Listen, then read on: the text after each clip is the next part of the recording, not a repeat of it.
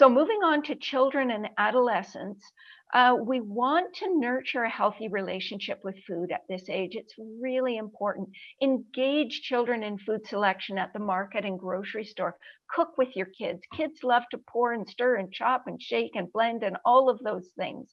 Grow a garden with your kids. And if you can't grow a garden because you don't have a yard, grow herbs, grow sprouts, have a couple of, containers of tomatoes and cucumbers on your balcony. Do what you can. Make family meals a priority. Keep the atmosphere positive and fun. You want to instill healthy habits by including a variety of wholesome, minimally processed foods.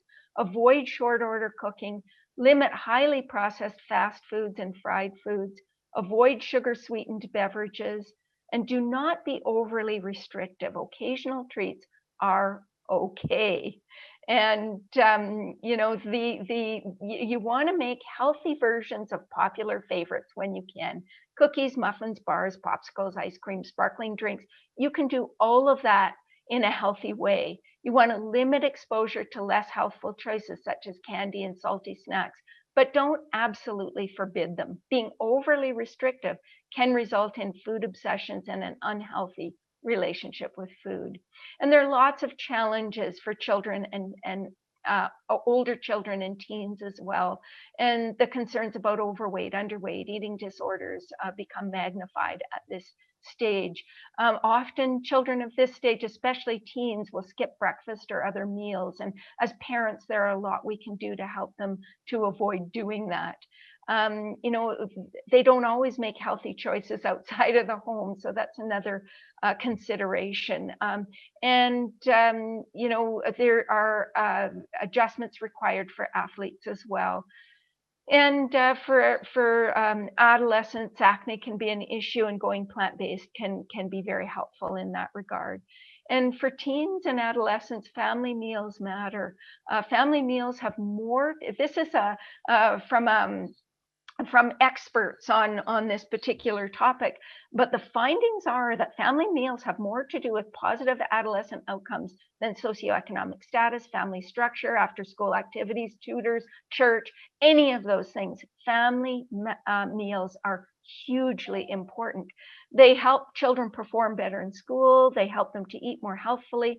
They make kids and parents happier. They provide an opportunity to share values and build family traditions. And maybe most importantly, they help you to stay connected with your children. Supplements for children and teens, again, vitamin D, vitamin B12, iodine, EPA, and DHA, and an optional multivite, which again, these supplements can be, of course, in chewable form, or for adolescents, they can be in swallowed form. So finally, we will wrap up by talking about avoiding nutrition shortfalls. And we will look briefly at protein, omega-3s, iron, zinc, calcium, vitamin D, vitamin B12, and iodine. So we'll begin with protein. Can children get enough protein without animal products? And the answer is absolutely. Even the largest mammals on the planet can get enough protein from plants. And if we look at how much protein is recommended, the RDA, at various life stages, you can see that for very young infants, it's about 1.5 grams per kilogram. And there are 2.2 pounds in a kilogram. So, and that begins to decline as you move towards adolescence. So by age 1 to 3, it's 1.05 grams per kilogram. And by the teen years, it's 0.85 grams per kilogram. And for adults, it's 0.8. So you can see the difference there. And then in terms of the actual amount of protein based on a sort of a reference body weight for each category, it's about 13 grams for a 1 to 3-year-old child, and 19 for a 4 to 8-year-old, going up to around the 50 for teens, a little more for the boys and the girls. Now, there is no separate RDA for plant-based eaters, but some experts do suggest that we increase the amount of protein a little bit to make up for the reduced digestibility of protein in plant foods. And so many experts recommend an increase of somewhere between 10 and 30%. And you can see for younger children, between 1 and 8 years of age, it would be 20 to 30%. And for older children, it might be closer to 10 to 15. And again, if you look at how much that is in terms of grams a day, it would be about 17 grams for a 1 to 3-year-old and about 23 grams for a 4 to 8-year-old. Now, a smaller increase of maybe 10% or no increase at all would be required for children who regularly include soy milk, tofu, veggie meats, nut and seed butters, and other low fiber foods in their diet, because it's fiber that interferes with the absorption of that protein. And then lacto-ovo-vegetarian children who regularly consume eggs and dairy products would not need to increase their protein intake either. So then the question comes up, how much do the children actually consume? Well, we actually have a study that looks at intakes in toddlers, and that's the Vici study I mentioned earlier from Germany. And they looked at 430 children who were toddlers, 1 to 3 years of age. And the average protein intakes in these children was 2.7 milligrams per kilogram per day for the omnivores, 2.3 milligrams per kilogram per day for the lacto-ovo-vegetarians, and 2.4 milligrams per kilogram per day for the vegans. And if you recall, the RDA is 1.05 grams per kilogram per day for this age category. So every single category, whether vegan, lacto-ovo-vegetarian, or omnivore, these children were all consuming at least double the protein that was recommended.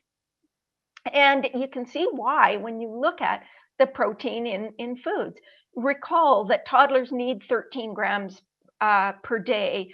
If we look at even the highest fiber vegan diets, we might increase that to 17 grams per day. But you can see here that half a cup of soybeans, a quarter cup of tofu, 2 ounces of veggie meats, a half a cup of lentils provide somewhere around the 10 to 15 grams of protein, which is a very similar amount that you would find in meat, poultry, or in 2 ounces of meat, poultry, or fish. You get about somewhere around 7 to 9 grams from, a half a cup of other legumes, a cup of soy milk, a couple of tablespoons of hemp seeds, which is very similar to what you would get from a cup of cow's milk or an egg or a half an ounce of cheese. And then, of course, all the other plant foods provide some protein, with grains and nuts and seeds being fairly substantial sources. Plant-based eaters generally get plenty of protein unless they don't get enough calories. So people who have anorexia nervosa, or are very ill may not get enough calories. And then if they eat nutritionally inadequate diets that are low in protein, high fat, high sugar, junk food diets, or fruitarian diets where they're not consuming nuts and seeds and legumes and vegetables and so forth. Ensuring sufficient intakes means including at least one protein-rich choice at each meal, like tofu, tempeh, edamame, or other soy foods, beans, lentils, or split peas, veggie meat, seitan, seeds, nuts, and including a protein-rich choice at snack time can help, and selecting a milk with protein, like soy milk or pea milk, or for lacto-ovo-vegetarian children, cow's milk, will help to meet protein requirements. Omega-3 fatty acids, the big question here is, don't kids need fish for omega-3 fatty acids? And the answer is not necessarily. Omega-3s also come from plants. They come from land plants like flax seeds, chia seeds, hemp seeds, walnuts. They come from soy and from greens, but they also come from sea plants. And that's where you find the long chain omega-3s, EPA and DHA. So they come from microalgae, and microalgae is not something that we buy in a package and eat as a food. It's usually we culture the microalgae and extract the EPA and DHA, and we purchase it in the form of supplements, either liquid supplements or some mixed supplements. And then macroalgae or seaweed also provides a little bit, but it's EPA only and it's fairly small amounts. So from birth to 12 months, we get sufficient omega-3s in breast milk. There will be higher levels if the mother consumes a direct source of EPA and DHA. So if she's consuming a microalgae-based supplement. And of course, if the child will get sufficient if they're consuming formula fortified with DHA as well.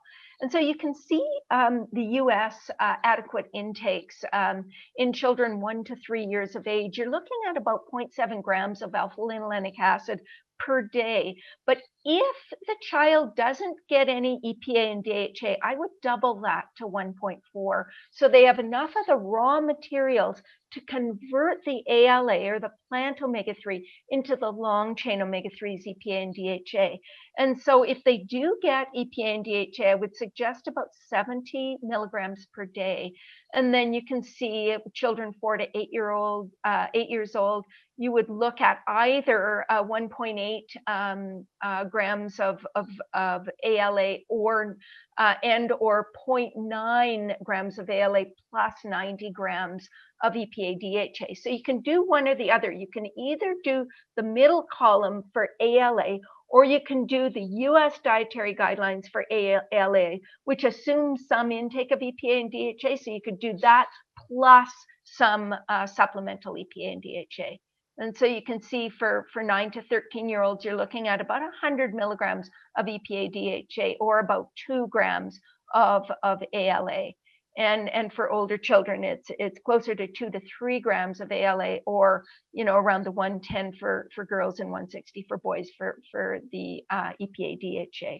So if you're looking at 1 milligram of or 1.4 or 1.5 to 2 or 3 grams of ALA per day for children, how much do you get in food? Well, you get about 2.6 in an ounce of walnuts, 2.5 in a tablespoon of chia, 1.6 in a tablespoon of ground flax, 1 in a tablespoon of hemp, and about 0.1 or less than 0.1 in a cup of greens. About half the fat in greens is actually omega-3, but they're so low in fat that you have to eat a lot of them to get enough. So how do you boost omega-3s? Well, incorporate ALA-rich seeds like ground flax, chia, and hemp seeds, and walnuts or their butters, creams, oils into the daily diet. And consider adding an EPA DHA supplement.